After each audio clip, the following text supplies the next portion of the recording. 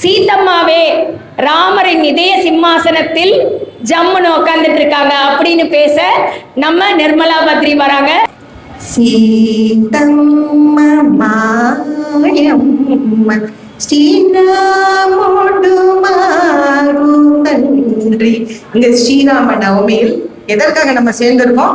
சீதா கல்யாண வைபவத்துக்காக வந்திருக்கிறோம் இல்லையா? சீதா தேவி நம்ம எல்லாருக்கும் அம்மா, தாய், தன்றி, அப்பா, நம்ம லோக பிதாவான புருஷோத்தமனான ஸ்ரீராமபிரான். ஒரு ஆண்மகனுக்கு எத்தனையோ சொந்தங்கள் இருக்கலாம். அப்பா, அம்மா, உடன் பிறந்தவர்கள், நண்பர்கள், குழந்தைகள் எல்லாம். அவங்களும் இவங்களை விரும்பலாம், பாசம் காட்டலாம். இவரும் அவங்க மேல பாசம் வைக்கலாம், அன்பு காட்டலாம். ஆனால் அவனுடைய இதயம் யாருக்கு? மனைவிக்குங்க. கொண்டவளான மனைவிக்கு தான் இதயத்தை தருவாங்க, நிறைய இருக்கு தருவாங்க. சாதாரண மானிடருக்கே இப்படின்னா நம்ம பரமபிதாவான புருஷோத்தமனுக்கு கேட்கவுமா வேண்டும்? இப்போ ராமபிரான் சீதை இருப்பதால் தான், சீதை தான் ராமனுக்கு சிறப்பு. சீதை இல்லை என்றால் ராமனுக்கு சிறப்பு இல்லை. ஏன் ராமாயணமே இல்லை. இப்ப நம்ம ஒரு கோவிலுக்கு போறோம், முதல்ல எப்படி போவோம்னா, திருமால் கோயிலுக்கு போனீங்கன்னா தாயார் சந்நிதிக்கு போயிட்டு அடியவர்கள் ஆழ்வார்கள் எல்லாம் கும்பிட்டுட்டு கடைசியா தான் திருமாலுக்கு வரும். ஏன்னா எப்பவுமே சீதா தேவி இங்க நெஞ்சுக்குள்ள குடி இருக்கும் நம்ம தேவி சீதா தேவி. சீதா இங்கே இருக்காங்க. நம்ம போய் சாமி கும்பிட்டோன்னா என்ன சொல்லுவாங்க? நம்ம ஏதாவது தப்பு பண்ணியிருப்போம், மன்னிச்சுக்கோங்க, நம்ம பிள்ளைங்க தான். நீ 1 லட்ச ரூபாய் கேட்டு வேண்டியிருப்ப. சீதா என்ன சொல்லுவா? பரவாயில்ல, ஒரு 5 லட்ச ரூபாய் கொடுத்து விடு. சிபார்சு பண்ணுவா. சீதா ஏன் சிபார்சு பண்ணுவா? இங்க இருக்கா, நெஞ்சில இருக்கா. நம்ம ராம அவதாரமா வர போறோம்னு முடிவு பண்ணியாச்சு. வைகுண்டத்துல இருந்து அவர் வராரு. உடனே சங்கு சக்கரம் ஆதிசேஷன் சிவன் எல்லாருமே இறங்கி வராங்க. பரதனா, லக்ஷ்மணனா, ஹனுமனா. சரி, மகாலட்சுமியான சீதா தேவி எங்க இருந்து வராங்க? ஆனா இதயத்துல இருந்து தாங்க வராங்க. ஆல்ரெடி அவங்க இதயத்துல தான் இருக்கிறாங்க. அதனால வேற இடமே அங்க சொல்ல முடியாது. இப்போ ராம அவதாரத்துக்கு ஹைலைட்டான விஷயம் என்ன? ஒரு சொல், ஒரு இல், ஒரு வில். இந்த 3ஐயுமே காத்து தன்னுடைய பெண்மையாலும் தன்னுடைய கம்பீரத்தாலும் ஒழுக்கத்தாலும் காத்து வெற்றியடைய செய்தது சீதா. அதனாலதான் தன்னுடைய சொல்லறத்தையும் வில்லறத்தையும் இல்லறத்தையும் காத்து கொடுத்ததால ராமர் என்ன பண்றாருன்னா, தன்னோட பேர் முன்னாடி எப்படி அப்பா அம்மா பேரு கோசலராமன், தசரத ராமன் வச்சுக்கிட்டாரோ, அது மாதிரி அவர் பொன்னாடி பேரை முன்னாடி போட்டு சீதாராமன், ஜானகி ராமன் பேர் வச்சுக்கிறார். இன்றைய இப்ப நாங்கெல்லாம் எங்க ஹஸ்பண்ட் பேரை பின்னால போட்டோம், நிர்மலா பத்ரி, லாவண்யா பிரபு, காயத்ரி சேஷன். ஆனா இன்றைய ஆண்களுக்கு ஒரு புதிய மரபை ஏற்படுத்தி கொடுத்திருக்கிறார், ஸ்ரீராமன். இந்த ஸ்ரீ யாரு? சீதா. திருமால், திருங்கிறது தான் சீதா தேவி, லக்ஷ்மி. அந்த திரு இல்லைன்னா மாலுக்கு சிரிப்பே கிடையாது. ஒரு சொல்ல எப்படி அவ காத்து கொடுத்தான்னு சொல்றேன். இப்போ அப்படியே உங்க மனசுக்குள்ள நினைச்சுக்கோங்க. ராமபிரான்ட்ட போய் கைகேயி சொல்ற, வனவாசம் போங்க 14 வருஷம் உங்க அப்பா சொன்னார், நீங்க யார் சொன்னாலும் நான் கேட்கிறேன், அதுக்கு நான் வாக்கு கொடுக்குறேன், அம்மா நான் போறேன் சொல்லிட்டார். நேரா எங்க போறார்? அந்தபுரத்துக்கு, சீதாவுடைய அந்தபுரத்துக்கு. அந்த காட்சியை கண் முன்னாடி நினைச்சு பாருங்க. அந்தபுரத்துக்கு போறாரு, நேரா சீதா இருக்கா, நினைச்சு பாருங்க. முதல் நாள் பட்டத்து கணவர் ராஜா ஆக போறாரு, பட்டத்து நம்ம பட்டத்து ராணி ஆக போறோம். அந்த கொஞ்ச நேரத்திலேயே நம்ம காணகத்துக்கு போனோம். 14 வருஷம் அப்பா வாக்கு கொடுத்துட்டார். சாதாரண ஒரு பெண் என்ன சொல்லியிருப்பா? உங்க அப்பா யாருக்கோ வாக்கு கொடுத்ததுல நம்ம நிறைவேற்றணுமா என்ன? இது என்ன அநியாயமா இருக்கு? போக கூடாது. நீங்க தான் எல்லா தகுதியும் கொண்டவர், முதல் மனைவியோட முதல் மகன், எல்லா தகுதியும் உடையவன். நீங்க ஏன் உங்க தகுதியை விட்டு கொடுக்கணும்னு கேட்டிருப்பா. குறைஞ்சபட்சம் அந்த கைகேயி மாமியாரையாவது திட்டிருப்பா.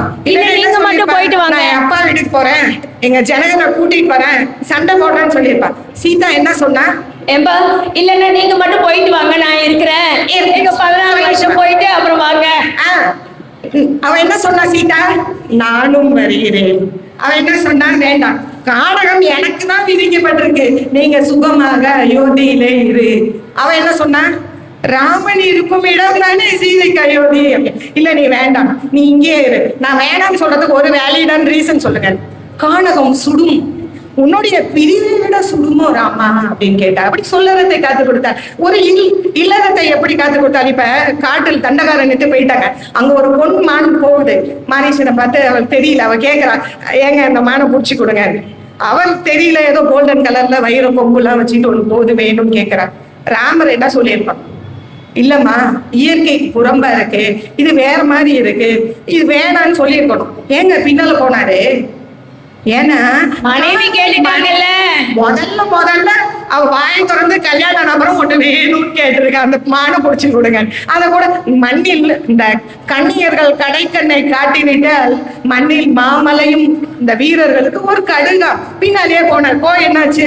பொன்மான தேடி நானும் கூட வந்தேன். அங்க போன அந்த மானையும் காணும், இந்த பெண் மானையும் காணும். அப்படின்னுச்சு. இந்த தண்டகாரண்யத்துல நிறைய முனிவர்கள்லாம் என்ன பண்ணாங்களா, இந்த ராமரை கட்டி பிடிச்சிக்கணும்னு ஆசைப்பட்டாங்களாம். ராமர் சொல்லிட்டாரோ, இந்த அவதாரத்துல ஆண்களா இருந்தாலும் நான் ஆரை தழுவி கொள்ள மாட்டேன். அந்த பாக்கியம் சீதா தேவிக்கு மட்டும்தான். என்ன ராமா, நாங்க ஆசைப்பட்டு கேட்கிறோமே, செய்ய மாட்டாயா கேட்டாங்க. அவர் சொன்னாங்க, இல்ல, அது என்னுடைய இல்லத்தரசியான சீதாக்கு மட்டும்தான். உங்களுக்கு அடுத்த அவதாரம் வெயிட்டிங். என்ன அவதாரம்? கிருஷ்ண அவதாரம். கோபிகைகள வாங்க, எல்லாரையும் ஆலிங்கனம் பண்ணிக்கிறேன் அப்படின்னு சொன்னார். ஆனா ஒரே ஒருத்தருக்கு மட்டும் அந்த தழுவி கொள்ற பாக்கியம் கிடைச்சது, ஆஞ்சநேயருக்கு. ஏன்னா அவர் அவருடைய இதய ராணியான, இல்லத்து ராணியான, இல்லத்து அரசியான சீதையை போய் கண்டுபிடிச்சி சூடாமணியை கொடுத்து திருப்பி அந்த செய்தியை கொண்டு வந்து கண்டேன் சீதையைன்னு சொன்னார். அந்த இதய ராணியை கண்டுபிடிச்சு கொடுத்த வாசிதான் அவர் கட்டி பிடிச்சு அந்த பாக்கியத்தை ஆஞ்சநேயருக்கு கொடுத்தார். ஒரு சொல் ஒரு வில் முடிஞ்சிச்சு. ஒரு வில் முடிஞ்சிச்சுன்னா முடிஞ்சிச்சு. ஒரு வில் அதை எப்படி காத்து கொடுத்தார்? ஆஞ்சநேயர் தூதுக்கு போயிட்டார். கொண்டு போய் கொடுத்துட்டு, நீ ரொம்ப கஷ்டப்படுறியம்மா, அவன் டெய்லி உன்னை டார்ச்சர் பண்றான், அரக்கிகள்லாம் தொல்லை பண்றாங்க, என் மேல ஏறிக்கும், இப்படி செகண்ட்ஸ்ல கொண்டு போய் ராமர் கிட்ட விட்டுறேன் அப்படின்னு சொன்னாங்க. உடனே சீதை சொன்னாலாம், நீ என்ன நினைச்ச? நான் என் சொல்லாலேயே சுடுவேன். நான் ஒரு சொல் சொன்னால் இந்த உலகத்தையும் இதை சூழ்ந்த அத்தனை பிரபஞ்சங்களையும் சுட்டு விட்டு ராவணன் அரக்கர் சேனைகளும் துவம்சம் பண்ணிட்டு போயிடுவேன் ராமன்ட்ட. ஏன் போனா என்ன ஆகும்? அது அவனுடைய கோதண்டம்ங்கிற வில்லுக்கு இழுக்கு. மனைவி ஒருத்தவங்க அபகரிச்சுட்டு போயிட்டா மனைவி தானாவே வந்துருவாள? வந்துட்டேன்னா ராமனுடைய வீரத்துக்கு இழுக்கு. ஆகையால் நான் வரமாட்டேன்னு சொல்லி அந்த பொறுமை காத்தாள். ஆக ஒரு சொல் ஒரு வில்லை காத்து கொடுத்தாள். சீதையை காணன உடனே ஒரு இடமா கானகத்துல, மரமே என் சீதையை கண்டாயா, பறவைகளே என் சீதையை கண்மணியை கண்டாயான்னு கதறி அழுகிறான். ஆக என்றென்றும் எப்பொழுதும் அவனுடைய இதய சிம்மாசனத்தில் கால் மேல் கால் போட்டு உட்கார்ந்து இருப்பது மகாலட்சுமியான நம்ம சீதா தேவி தாங்க அப்படின்னு சொல்லி வாய்ப்பளித்த நல்லுள்ளங்களுக்கு நன்றி கூறி விடைபெறுகிறேன். நன்றி.